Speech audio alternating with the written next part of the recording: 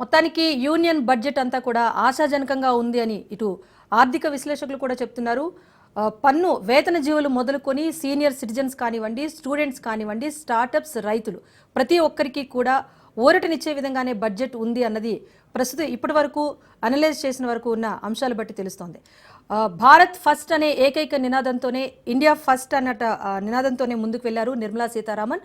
అన్ని రంగాలు అంటే దేశంలో కీలకమైన 27 రంగాలకు సంబంధించి పూర్తి ప్రాధాన్యత ఇస్తామన్నారు. పేద మధ్యతరగతి ప్రజలతో పాటు కంపెనీస్ ఏవైతే ఉన్నాయో ఇవన్నీ కూడా మింగిలయ్యి వర్క్ చేసుకునేందుకు ఉన్న అన్ని అవకాశాలను కల్పిస్తామని చెప్పారు. అటు సూక్ష్మ సంస్థలతో పాటు పెద్ద పెద్ద పారిశ్రామిక కంపెనీలకు సంబంధించి కూడా కొన్ని రాయితీలు, సబ్సిడీలు ఇచ్చే ప్రయత్నం కూడా ప్రభుత్వం చేస్తుందని చెప్పారు. వీటన్నిటితో పాటుగా కొత్తగా ఇన్కమ్ ట్యాక్స్ యాక్ట్ కూడా తీసుకొస్తామని చెప్పారు. ఇవన్నీ కూడా మరో వచ్చే వారం రోజుల్లో మరింత క్లారిటీగా ఈ బడ్జెట్కు సంబంధించి అన్ని అంశాలు కూడా తెలియజేస్తామన్నారు నిర్మలా సీతారామన్. ప్రస్తుతానికి ఓవరాల్గా ఈ బడ్జెట్కి సంబంధించి అనాలిసిస్ అందించడానికి మా కరెస్పాండెంట్ రాజిరెడ్డి ఉన్నారు, మాట్లాడదాం. రాజిరెడ్డి, చెప్పండి, ఓవరాల్గా బడ్జెట్ తీరు ఎలా ఉంది? 3.0 బడ్జెట్ పైన అసలు ఆర్థిక విశ్లేషకులు ఏమంటున్నారు? సామాన్య ప్రజలకు అందుబాటులో ఉండేటువంటి ఈ యొక్క బడ్జెట్ను తీసుకొస్తామని మొదటి నుంచి కేంద్ర ప్రభుత్వం చెప్తుంది. అదేవిధంగా బీజేపీ నేతలు చెప్తున్నారు. ఈ బడ్జెట్ను ఓవరాల్గా విశ్లేషిస్తే ఆ రకంగానే కనిపిస్తుంది. ముఖ్యంగా ఈ బడ్జెట్లో యువతకు, మహిళలకు, అదేవిధంగా రైతులకు ప్రాధాన్యత ఇచ్చినట్లు స్పష్టంగా కనబడుతుంది. ఎందుకంటే ఈ ఉద్యోగస్తులకు కూడా, అంటే గతంలో ఉన్నటువంటి ఈ యొక్క ఇన్కమ్ ట్యాక్స్ ఏదైతే ఉందో దాన్ని ఇప్పుడు పెంచారు. 12 లక్షల వరకు ఇన్కమ్ ట్యాక్స్ కట్టనవసరం లేదు. 12 లక్షల వరకు కూడా ఇన్కమ్ ట్యాక్స్ రేట్ను పెంచినటువంటి పరిస్థితి కనబడుతుంది. అయితే ఈ యొక్క బడుగు జీవులకు మేలు చేసే విధంగానే ఈ యొక్క బడ్జెట్ ఉందనేది కూడా ఈ యొక్క బడ్జెట్ విశ్లేషకులు అయితే అభిప్రాయపడుతున్నారు. కొద్దిసేపటి క్రితమే నిర్మలా సీతారామన్ ఆర్థిక శాఖ మంత్రి పార్లమెంట్లో బడ్జెట్ ప్రవేశపెట్టారు. ఈ యొక్క బడ్జెట్లో కీలకంగా 27 రంగాలకు ప్రాధాన్యత ఇచ్చినట్టు తెలుస్తుంది. ముఖ్యంగా చూసుకున్నట్టయితే ఈ medium scale, small scale industries ఎవరైతే ఉత్సాహవంతులు ఉంటారో వారందరి కోసము 20 కోట్ల వరకు రుణాలు ఇవ్వడానికి కూడా కేంద్ర ప్రభుత్వం సిద్ధంగా ఉన్నట్లు కూడా బడ్జెట్లో 20 కోట్ల వరకు మీడియం స్కేల్, స్మాల్ స్కేల్ ఇండస్ట్రీస్కు 20 కోట్ల వరకు రుణాలు ఇవ్వడానికి కూడా సిద్ధంగా ఉన్నట్లు కేంద్ర ప్రభుత్వం ప్రకటించింది. అంతేకాకుండా తోలు పరిశ్రమలకు, బొమ్మల పరిశ్రమలకు పెద్ద ఎత్తున చేయూత కల్పించడానికి కూడా కేంద్ర ప్రభుత్వ బడ్జెట్లో ప్రతిపాదించారు. రానున్న 5 సంవత్సరాల్లో అంటే కొత్తగా 75,000 మెడికల్ సీట్లను కూడా పెంచడానికి ప్రపోజల్స్ పెట్టారు. అయితే గవర్నమెంట్ హాస్పిటల్స్లో, జిల్లాలో ఉండేటువంటి గవర్నమెంట్ హాస్పిటల్స్లో క్యాన్సర్ సంబంధించినటువంటి చికిత్స ఉండదు. క్యాన్సర్ సంబంధించినటువంటి చికిత్స కోసం కూడా జిల్లా ఆసుపత్రుల్లో డే కేర్ క్యాన్సర్ సెంటర్లను కూడా ఏర్పాటు చేయడానికి కేంద్ర ప్రభుత్వం బడ్జెట్లో ప్రతిపాదించింది. అంటే దేశవ్యాప్తంగా ఎన్ని జిల్లాలు ఉన్నాయో ఆ జిల్లా ఆసుపత్రిలో మొత్తం డే కేర్ క్యాన్సర్ సెంటర్లను కూడా ఏర్పాటు చేయడానికి ముందుకొచ్చింది. అంతేకాకుండా స్ట్రీట్ వెండర్లకు పెద్ద ఎత్తున ప్రోత్సాహాలు అందించడానికి కూడా కేంద్ర ప్రభుత్వం ఈ బడ్జెట్లో ముందుకొచ్చినట్టు తెలుస్తుంది. 30,000 పరిమితితో క్రెడిట్ కార్డులను కూడా కేంద్ర ప్రభుత్వము స్ట్రీట్ వెండర్లకు ఇవ్వనుంది. అంటే స్ట్రీట్ వెండర్లను కూడా ప్రాధాన్యత ఈ యొక్క బడ్జెట్లో కనబడుతుంది. అయితే ఈ విధంగా గిగ్ వర్కర్లకు కూడా వాళ్ళకి ఆరోగ్య బీమా కానీ, వారికి సదుపాయాలు కానీ కల్పించడానికి కూడా కేంద్ర ప్రభుత్వం ఈ బడ్జెట్లో కీలకంగా ప్రతిపాదనలు చేసింది. అంతేకాకుండా విద్యుత్ రంగంలో కూడా పెద్ద ఎత్తున సంస్కరణలు తీసుకొచ్చింది. కొత్తగా 117 ప్రాంతాలకు విమానాశ్రయాలను కూడా తీసుకురావడం జరిగింది. కొత్తగా 117 ప్రాంతాలకు. అయితే ముఖ్యంగా చూసుకున్నట్టయి ఇది ఓవరాల్గా పేదలు, యువత, రైతులు, మహిళలకు సంబంధించినటువంటి బడ్జెట్గా అభివర్ణిస్తున్నారు. రైతులకు అందించే 3 లక్షల రుణాన్ని కూడా పెంచారు. 5 లక్షల వరకు కూడా రైతులకు రుణాలు అందించడానికి కూడా సిద్ధమవుతుంది. అయితే మొత్తానికి చూసుకున్నట్టయితే ఈ కేంద్ర ప్రభుత్వ బడ్జెట్లో పెద్ద ఎత్తున వరాల జల్లు కురిపించినట్టు కనబడుతుంది. పెద్ద ఎత్తున అటు మహిళలకు, రైతులకు, అదేవిధంగా ఉద్యోగస్తులకు కూడా గతంలో ఉండేటువంటి ఇన్కమ్ ట్యాక్స్ను పెంచారు. ఇప్పుడు 12 లక్షల వరకు కూడా ఇన్కమ్ ట్యాక్స్ ఉంటే కూడా కట్టనవసరం లేకుండా చేశారు. ఇదంతా ఓవరాల్గా బడ్జెట్ సామాన్యుడికి అందుబాటులో తెచ్చే విధంగానే ఈ యొక్క బడ్జెట్ ఉందనేది కూడా ఆర్థిక వేత్తలు విశ్లేషణిస్తున్నటువంటి పరిస్థితి కనబడుతుంది. రాజిరెడ్డి, అయితే ఇప్పటి వరకు కూడా కాంగ్రెస్ ప్రభుత్వం మాత్రమే రైతు అనుకూల ప్రభుత్వం అంటూ చెప్పుకొచ్చింది. గడిచిన 2 పాయింట్ వరకు కూడా ఏదైతే ప్రస్తుత ప్రభుత్వం ఉందో రైతులకు కాస్త అన్యాయం చేసే దిశగా ముందుకు వెళ్తోందని చెప్పింది. కానీ ఇప్పుడు ఈ బడ్జెట్లో చూసుకుంటే కిసాన్ క్రెడిట్ కార్డు పరిమితి 3 lakhs నుంచి 5 lakhs పెంచడం కానివ్వండి, లేక ఇతరత్ర పత్తికి సంబంధించి కీలక ప్రకటనలు కానివ్వండి, ఈ విషయంలో చూసుకుంటే రైతన్నలకు ఎలాంటి మేలు జరిగిందన్నది భావించవచ్చంట. తర్వాత రైతుల పక్షపాతిగా ముద్ర వేసుకోవాలని చూస్తుంది. రైతులకు బీజేపీ అండగా ఉండాలని చూస్తుంది. ఎందుకంటే మూడోసారి మోడీ ముచ్చటగా అధికారంలోకి వచ్చిన తర్వాత ఈ యొక్క రైతులకు ఏదైతే ఉందో ఆ గిట్టుబాటు ధరలను కూడా పెంచారు. అయితే రైతుల మన్ననలు పొందాలి, రైతుల మన్ననలు పొందితేనే కేంద్ర ప్రభుత్వము బాగుంటుందనే ఆలోచన కూడా మరోసారి చేసింది. అందులో భాగంగానే ఈ రుణ పరిమితిని కూడా పెంచింది. 3 లక్షల నుంచి 5 లక్షల వరకు రుణ పరిమితిని కూడా పెంచింది. అయితే గిట్టుబాటు ధరలను కూడా ప్రభుత్వం పెంచింది. అయితే రైతులు బాగుంటేనే దేశం బాగుంటుంది అనేది కూడా బీజేపీ చెప్తా ఉంది. అదేవిధంగా కేంద్రంలో అధికారంలోకి వచ్చిన తర్వాత గతంలో ఎన్నడూ లేని విధంగా గత 60 సంవత్సరంలో ఇతర పార్టీలు అధికారంలో ఉన్నప్పుడు రైతులకు ఇవ్వనటువంటి గిట్టుబాటు ధరను మేము అందిస్తున్నాము, అదేవిధంగా బోనస్లను కూడా అందిస్తున్నాం అనేది బీజేపీ చెప్తా ఉంది. అందులో భాగంగానే మరోసారి రైతులకు పెద్దపీట వేసినట్టే కనబడుతుంది. అందులో భాగంగానే 3 లక్షల నుంచి 5 లక్షల వరకు ఈ యొక్క రైతులకు సంబంధించినటువంటి రుణాన్ని కూడా పెంచినట్లు కనబడుతుంది. అయితే రైతుల పక్షపాతిగా కేంద్ర ప్రభుత్వం అండగా ఉంది, బీజేపీ అండగా ఉందనే ముద్ర వేసుకోవాలనేది కూడా సుస్పష్టం అవుతుంది. అదేవిధంగా కొన్ని వ్యవసాయ ప్రోత్సాహితాలు కూడా అందించడానికి కేంద్ర ప్రభుత్వం బడ్జెట్లో ప్రతిపాదించింది. మొత్తానికైతే వ్యవసాయ రంగంలో ఉన్న వారికి రైతులకు వెన్నుముకగా ఉన్నాము అనే కేంద్ర ప్రభుత్వం అయితే సంకేతాలు ఇచ్చింది. అందులో భాగంగానే రుణ పరిమితిని కూడా పెంచింది. ఈ యొక్క నేపథ్యంలో రైతులకు కానీ, మహిళలకు కానీ, అదేవిధంగా పారిశ్రామికవేత్తలు కానీ, గతంలో ఈ medium scale, small scale industries ఉంటే వారికి రుణము ఉండేది. కానీ ఈసారి ఏకంగా 20 లక్షల వరకు కూడా రుణాన్ని పెంచినట్లు తెలుస్తుంది. 20 లక్షల వరకు కూడా medium scale, small scale industries పెట్టుకునేటువంటి యువకులు ఎవరైనా ఉత్సాహవంతులు ఉంటే వారికి 20 లక్షల వరకు ఇవ్వడానికి కూడా కేంద్ర ప్రభుత్వం సిద్ధమవుతుంది. అంతేకాకుండా అంగన్వాడీ సెంటర్లను కూడా ఆధునీకరించాలి, అంగన్వాడీ సెంటర్లను కూడా పైన కూడా కాన్సన్ట్రేషన్ పెట్టాలనేది కూడా కేంద్ర ప్రభుత్వం ఈ యొక్క బడ్జెట్లో ప్రతిపాదించినట్టు తెలుస్తుంది. జిల్లా హాస్పిటల్స్లో కూడా ఇంతకుముందు గతంలో క్యాన్సర్ అంటేనే పెద్ద డబ్బుతో కూడుకున్నటువంటి చికిత్స, ఆ క్యాన్సర్కు జిల్లా ఆసుపత్రిలో చికిత్స అందించడము చాలా అరుదు. గవర్నమెంట్ హాస్పిటల్ అసలు క్యాన్సర్కు చికిత్సనే సరిగా అందించరు.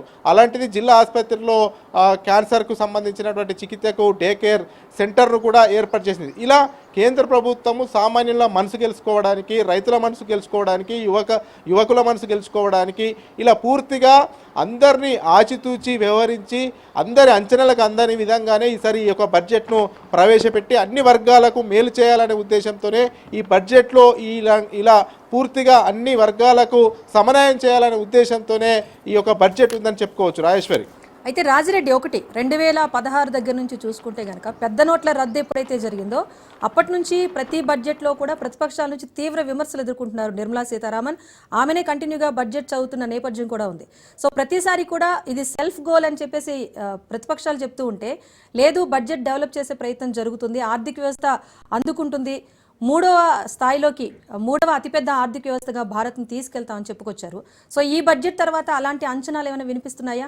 ఆర్థిక వ్యవస్థ పురోగతి అనేది ఇప్పటి 3.0 బడ్జెట్తో సాధ్యమనిపిస్తోందా? మొత్తానికి చూసుకున్నట్టయితే ఈ యొక్క బడ్జెట్ దానిలో చూసుకున్నట్టయితే రైతులకు పెద్దపీట వేశారని చెప్పుకోవచ్చు. వరుసగా నిర్మలా సీతారామన్ బడ్జెట్స్ ప్రవేశపెడుతున్నప్పటికీ ప్రతిసారి కూడా విమర్శల పాలవుతుండే, విమర్శలు చేస్తుండే, అటు ప్రతిపక్షాలకు అవకాశాలు ఉంటుండే, అయితే రాష్ట్రాలకు కూడా కావలసినటువంటి నిధులు ఇవ్వట్లేదు అనేది కూడా పెద్ద ఎత్తున విమర్శలు ఉంటుండే. ఈ యొక్క నేపథ్యంలో ఇప్పుడు ఈ యొక్క బడ్జెట్ చూసిన తర్వాత అన్ని వర్గాలకు సమన్వయం చేశాము, అన్ని వర్గాలకు న్యాయం చేశాము. ప్రధానమంత్రి నరేంద్ర మోడీ ఏదైతే ఎన్నికల ముందు హామీలు ఇచ్చారో ఆ రకంగానే బడ్జెట్ను కూడా ప్రవేశపెట్టారనే విధంగానే ప్రజల్లోకి వెళ్ళాలనే ఉద్దేశంతోనే ఈ యొక్క బడ్జెట్ ఉన్నట్లు కనిపిస్తుంది. ముఖ్యంగా చూసుకున్నట్టయితే ఈ యొక్క బడ్జెట్లో నిర్మలా సీతారామన్ రైతులకు వరాల జల్లు కురిపించారని చెప్పుకోవచ్చు. ముఖ్యంగా చూసుకున్నట్టయితే ఆర్థిక కార్యకలాపాల్లో 70% మహిళలకు ప్రాధాన్యత కల్పిస్తామన్నారు. 10 రంగాలపైన ప్రత్యేక దృష్టి పెడుతున్నట్లు ఆమె తెలిపారు. ఈ 10 రంగాల్లో ముఖ్యంగా చూసుకున్నట్టే పేదలు, యూత్, అన్నదాతలు, మహిళలు ఉన్నట్లు తెలుస్తుంది. చూసుకున్నట్టయితే యువతకు ఉపాధి కల్పించడానికి పెద్ద ఎత్తున మేము ఎంఎస్ఎంఈలు అంటే మీడియం స్కేల్ ఇండస్ట్రీస్ కానీ స్మాల్ స్కేల్ ఇండస్ట్రీస్ కానీ ముందుకు తీసుకొస్తామని చెప్పారు. అదేవిధంగా కేసీసీ ద్వారా ఇచ్చే లోన్లు అంటే కిసాన్ క్రెడిట్ కార్డుల ద్వారా ఇచ్చే లోన్లను 3 లక్షల నుంచి 5 లక్షల వరకు పెంచారు. అంతేకాకుండా మొత్తానికి చూసుకున్నట్టయితే నీటిపారుదల సౌకర్యాలు, రుణాల కోసము 1.7 కోట్ల మంది రైతులకు సహాయపడతామన్నారు. అయితే ఇప్పటికీ రాష్ట్రాలకు ఇస్తున్నటువంటి రుణ పరిమితిని కూడా పెంచారు. 1,50,000 కోట్ల వరకు కూడా రుణ పరిమితిని కూడా ఇప్పటికీ రాష్ట్రాలకు కూడా పెంచారు.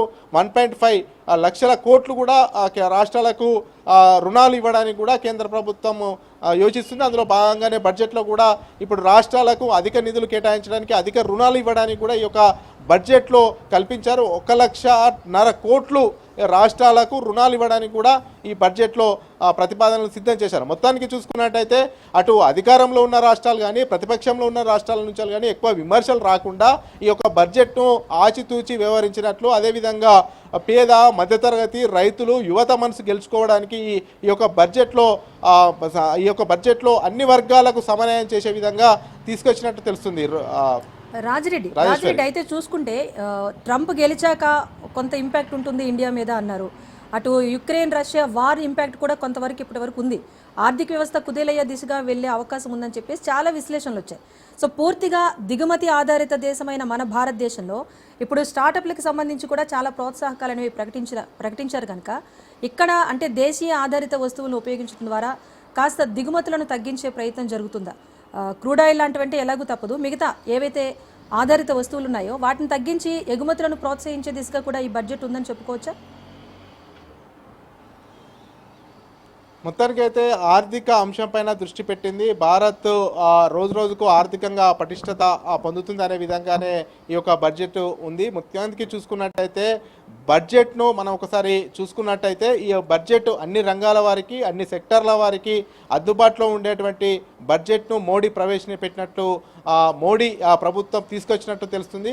ముఖ్యంగా ఈ యొక్క అన్ని వర్గాల వారికి ఆమోదం ఉండే విధంగానే ఈ యొక్క బడ్జెట్ను తీసుకొచ్చినట్టు తెలుస్తుంది. ముఖ్యంగా చూసుకున్నట్టయితే భారతదేశము ఈ యొక్క వృద్ధి రేట్లో గణనీయంగా పెరుగుతుంది, భారతదేశము పటిష్టంగా ఆర్థిక వ్యవస్థకు పునాదులు వేస్తుంది అనేది కూడా ఈ యొక్క బడ్జెట్ ద్వారా చెప్తున్నారు. ఎందుకంటే ఎక్కడెక్కడికో పోయి విదేశాలలోకి వెళ్ళి అక్కడ మన యువత, మెరుగైన యువత ఉంది, విదేశాలలోకి వెళ్ళి అక్కడ మేధో సంపత్తిని ఉపయోగించడం కాదు, ఉన్నదానిలోనే దేశంలోనే మేధో సంపత్తిని ఉపయోగించుకునే వచ్చు అనే ఉద్దేశంతో ఈ యొక్క మీడియం స్కేల్ ఇండస్ట్రీస్ కానీ స్మాల్ స్కేల్ ఇండస్ట్రీస్ కానీ ప్రోత్సాహాలను ఎక్కువ కల్పిస్తే యువత ఉపాధి అవుతుంది, యువత భారతదేశ ఆస్తిగా మారుతుందనే ఉద్దేశంతోనే ఈ యొక్క యువతకు ఎక్కువగా ప్రోత్సాహాలు అందించే విధంగానే ఈ యొక్క మీడియం స్కేలు, స్మాల్ స్కేలు ఇండస్ట్రీస్కు, స్టార్టప్లకు ఎక్కువగా ప్రాధాన్యత ఇచ్చినట్టు తెలుస్తుంది.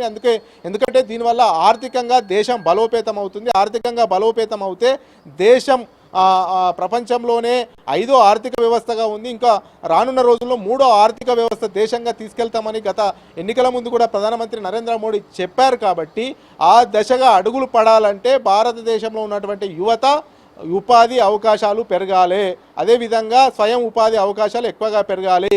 ఒక యువత అనే వ్యక్తి, యువతలు వేరే వాళ్ళకి ఉపాధి కల్పించే విధంగా ఉండాలి అనే కోణంలోనే ఈ స్టార్టప్లకు కానీ, మీడియం స్కేల్ ఇండస్ట్రీస్ కానీ, స్మాల్ స్కేల్ ఇండస్ట్రీస్ కానీ ఎక్కువ ప్రోత్సాహాలు ఇచ్చి ఇండస్ట్రియల్ వైపు అడుగులు వేస్తే, వీటిపైన పెద్ద ఎత్తున రుణాలు ఇస్తే భారతదేశం ఆర్థికంగా నిలదొక్కుంటుందనే ప్లాన్తోనే ఇదంతా చేసినట్టు తెలుస్తుంది. మొత్తానికి ఆర్థిక వ్యవస్థ పటిష్టంగా ఉంది దేశంలో అని చెప్పుకోవడానికి ఈ రకమైనటువంటి బడ్జెట్ను ప్రవేశపెట్టారు. ఈ బడ్జెట్లో ముఖ్యంగా ఆ రకంగా కనబడుతుంది. యూత్కు కానీ ఎక్కువ అవకాశాలు కనబడ్డాయి, మహిళలకు ఎక్కువ అవకాశాలు ఇచ్చినట్టు కనబడ్డాయి, రైతన్నలను కూడా ఆర్థికంగా పరిపుష్టి చేయాలి, బలోపేతం చేయాలి. ఎందుకంటే జై కిసాన్ జై జవాన్ అనే నినాదం ఉంది కాబట్టి రైతులందరూ సంతోషంగా ఉంటేనే ఆర్థిక వ్యవస్థ బలోపేతం అవుతుంది, రైతులు బాగుండాలని క్షేత్రస్థాయిలో ఆలోచించి రైతులకు వెన్నుదన్నుగా నిలవడానికి కూడా ఈ యొక్క బడ్జెట్లో అన్ని రకాలైనటువంటి ప్రణాళికలు రూపొందించే ఈ వ్యవసాయ రంగానికి పెద్ద పీట వేసినట్టు తెలుస్తుంది. అందులో భాగంగా రైతులకు సంబంధించి 3 లక్షల నుంచి 5 లక్షల వరకు ఈ యొక్క రుణం పెంచినట్లు కూడా తెలుస్తుంది.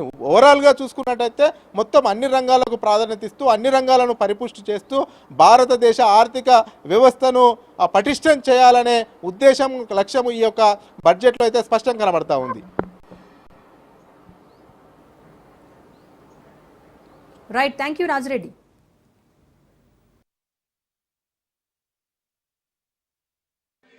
We have periodically reduced their tax burden.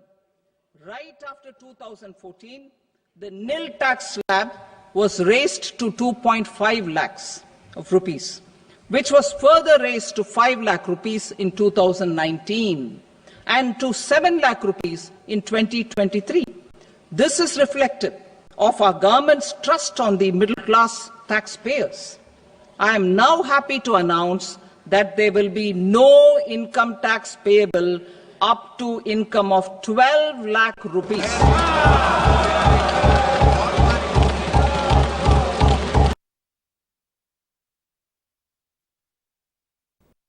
Kisan credit cards facilitate short-term loans for 7.7 crore farmers, fishermen and dairy farmers.